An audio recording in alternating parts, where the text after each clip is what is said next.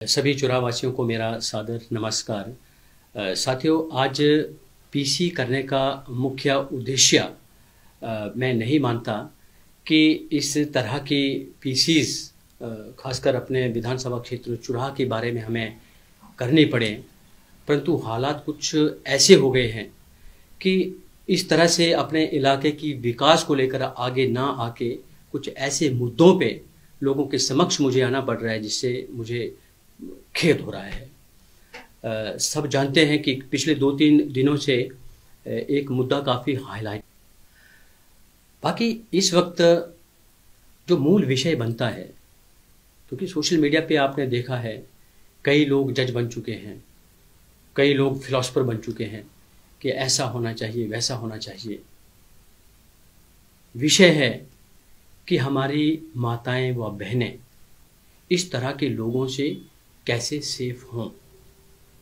उनके लिए कार्रवाई होनी क्या चाहिए। इससे पहले कि हम एक फिलोसफर की भूमिका में आएं, हम एक जज की भूमिका में आएं, आप बिस्तर में बैठकर किसी के चरित्र के ऊपर किसी प्रकार की कोई भी छींटाकशी कर रहे हैं, चाहे आप व्यवहार को लेकर बात करो, चाहे आप चरित्र को लेकर बात करो, चाहे आप बात करने के लहजे से लेकर बात करो, हर तरह हर पहलू से जहां से भी आप देखो, हर जगह गलती आप ही की क्यों निकलती है। तो मैं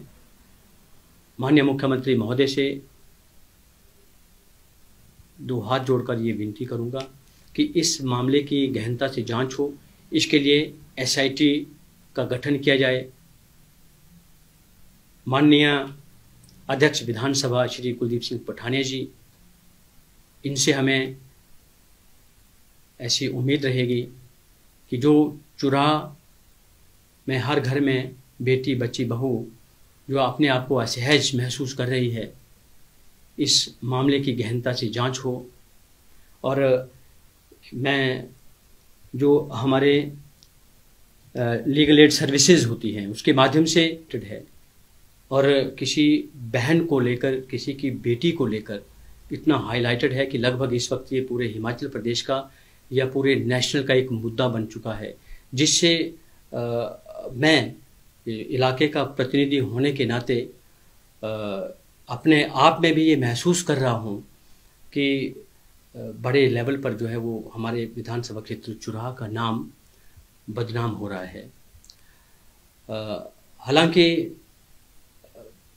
जो मेरे साथ ये शख्स बैठे हैं, जो पीड़िता है उसके पिता हैं, और ये मामला लगभग 1 साल पहले से चला आ रहा था, और इस अभी जो रिसेंटली मामला हाईलाइट हुआ है इसमें 2-3 दिन से मैं बिल्कुल चुप रहा, और परत दर परत इसकी जानकारी मैंने हासिल करी, और आज मुझे लगा कि इस मामले में हमें बोलना चाहिए, क्योंकि एक प्रतिनिधि होने के नाते नहीं, एक रिप्रेजेंटेटिव होने के नाते नहीं, एक इंसान होने के नाते, क्योंकि मैं माताओं का, बहनों का बहुत आदर और सम्मान करता हूँ। किसी भी बेटी या बहू या माता की इज्जत दांव पे आएगी तो हम वहाँ बोलेंगे, हर हालत में बोलेंगे, हर सूरत में बोलेंगे, और सच्चाई क्या है उसको जानने की कोशिश करेंगे। अगस्त 2024 में एक लड़की के द्वारा चुराह के विधायक के खिलाफ एफआईआर दर्ज की जाती है, और एफआईआर दर्ज होने के बाद 164 के तहत जो बयान होते हैं वो तीसा कोर्ट में होते हैं, पर उस लड़की के पिताजी साथ में इनका कहना है कि बयान होने के बाद जैसे ही बाहर कोर्ट से आते हैं तो विधायक के कुछ गुंडे इनको जबरन गाड़ी में बिठाकर,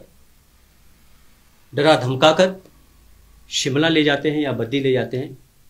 ये इनको पता होगा, और वहां जबरन मानसिक रूप से प्रताड़ित कर, डरा धमकाकर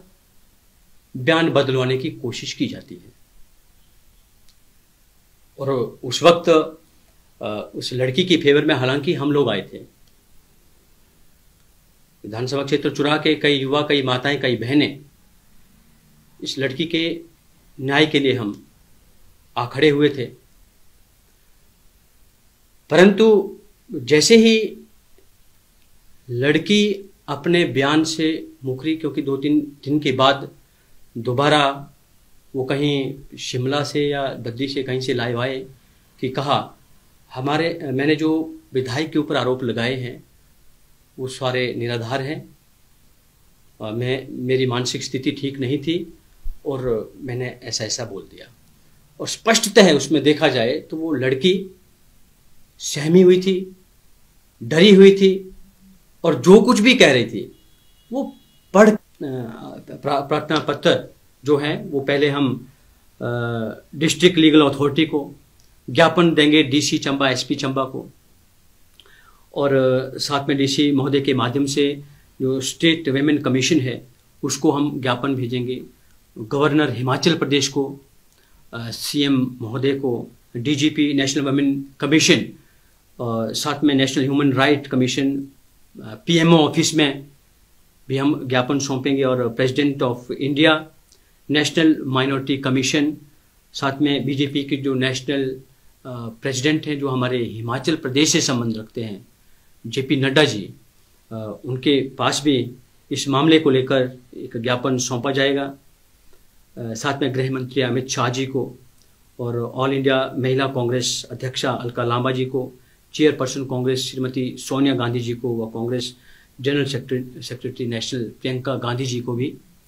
हम ज्ञापन के माध्यम से इस मामले के बारे में अवगत करवाएंगे और इसमें गहनता से जांच की मांग हम करेंगे। और इसमें आरोपी जिसके ऊपर आरोप लगे हैं उसके मोबाइल को लेकर, उसकी कॉल रिकॉर्ड्स को लेकर, उसकी व्हाट्सएप चैट्स को लेकर अभी तक पुलिस ने क्या कार्रवाई की है, उसकी सीडीआर डाटा वो मैच किया नहीं किया, जो जस्टिस ऑफिस में ये गए इनके साथ कौन कौन से लोग थे, उनके साथ वो सीसीटीवी फुटेज जो थाना प्रभारी होते हैं उनको वो लगभग केस होने के 18 महीनों तक संचित करके रखने पड़ते हैं। ऐसा